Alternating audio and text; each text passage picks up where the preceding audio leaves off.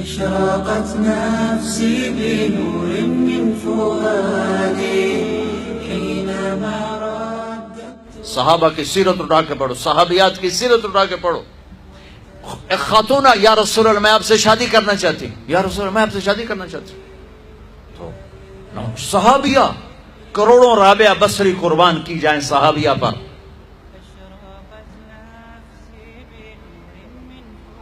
ہاں میرے نبی نے خاندان کا بت توڑا،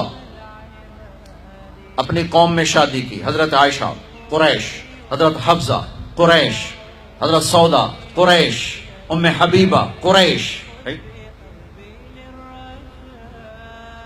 ام حبیبہ دشمن خاندان سے، بنو امیہ، ابو سفیان کی بیٹی، ابو سفیان دشمن، اس کے گھر شادی کی. اس بت کو توڑا ہے. پھر قریش سے باہر نکلے عرب، میمونہ رضی اللہ عنہ، ہلالیہ، جویریہ رضی اللہ عنہ، بنو مستلق، زینب بنت جہش قریش، زینب بنت خزیمہ قریش، ام سلمہ قریش. باہر نکلے.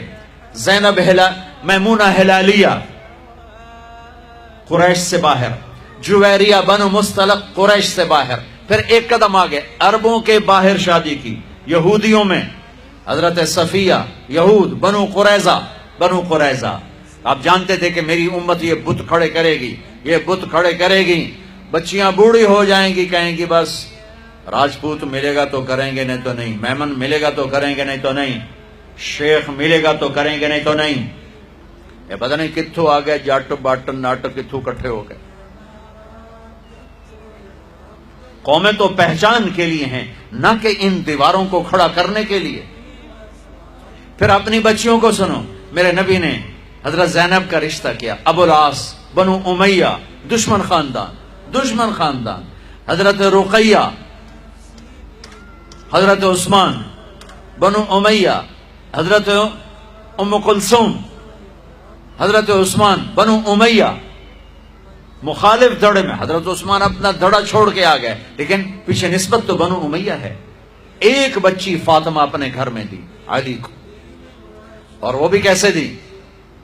ایک حدیث سنو. میرے نبی نے فرمایا ما تزوجت وما زوجت الا بوحی من السماء نزل به جبریل. میں نے جہاں شادی کی، میں نے جہاں بیٹی دی، پہلے آسمان سے جبریل آیا، حکم سنایا، پھر میں نے قدم اٹھایا. ٹھیک ہو گیا؟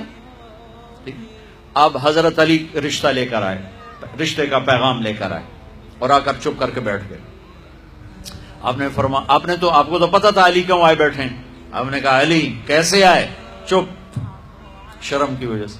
21 سال عمر تھی حضرت فاطمہ کی، 15.5 سال.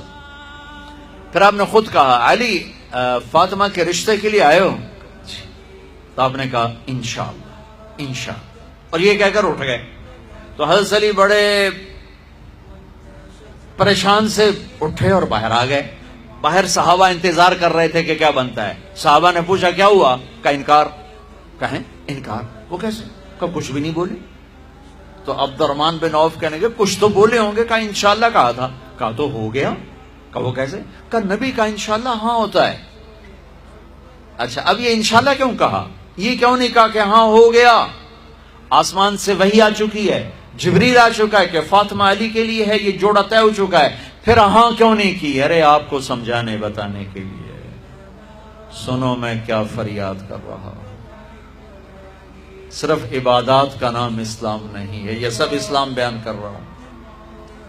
میرے نبی گھر آئے، فاطمہ جیسی جنت کی شہزادی کو بلایا. بیٹی فاطمہ، علی کا رشتہ آیا ہے، ہاں کر دوں؟ کیا وحی کے آنے کے بعد بھی پوچھنے کی ضرورت تھی؟ جب اللہ کہہ چکے ہیں کہ فاطمہ علی کے لیے ہیں، اور آسمان سے جبریل آ چکے ہیں کہ یہ رشتہ آسمانوں پہ طے ہو چکا ہے، پھر یہ کیوں کہا فاطمہ بیٹی علی کا رشتہ آیا ہے، ہاں کر دوں؟ یہ کراچی والوں کو سکھانے کے لیے، قیامت تک کی امت کو سکھانے کے لیے کہ بیٹیوں سے پوچھا جاتا ہے کہ یہ شادی بیٹی کا حق ہے، یہ نکاح بیٹے کا حق ہے.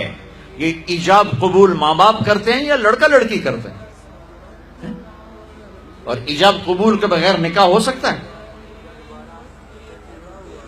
میرے ایک دوست ہیں چودھری رفاقت منڈی باؤدین، ان کے گاؤں کا ایک بچہ چھوٹی عمر میں بسوں پہ وہ نوکری پہ لگ گیا، وہ کنڈکٹر بن گیا، کلینر کنڈکٹر، وہ ساری زندگی اس میں گزر گئی، استاد جی آن دے، استاد جی جان دے، استاد جی کٹ لو، استاد جی آگے چلو، استاد جی پیچھے چلو.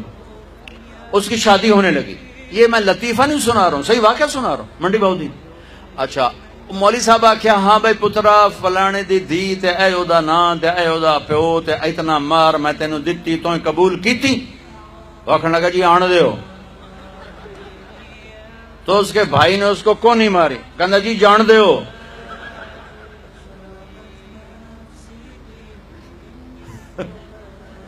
وہ سمجھا چاہتے بھی آن دیو تو جان دیو، کٹ لو تو کر لو. ایجاب قبول کتنے ضروری لفظ ہیں کہ جب تک لڑکی لڑکا یہ نہیں کہیں گے نکاح نہیں ہوگا. یہ ماں باپ کا حق ہے، یہ بچوں کا حق ہے. تو آج ماں باپ کیوں ظلم کرتے ہیں کہ زبردستی اپنی مرضی کی شادی مسلط کرتے ہیں. اللہ کرے ہماری اولاد ہماری مرضی پہ شادی کرے.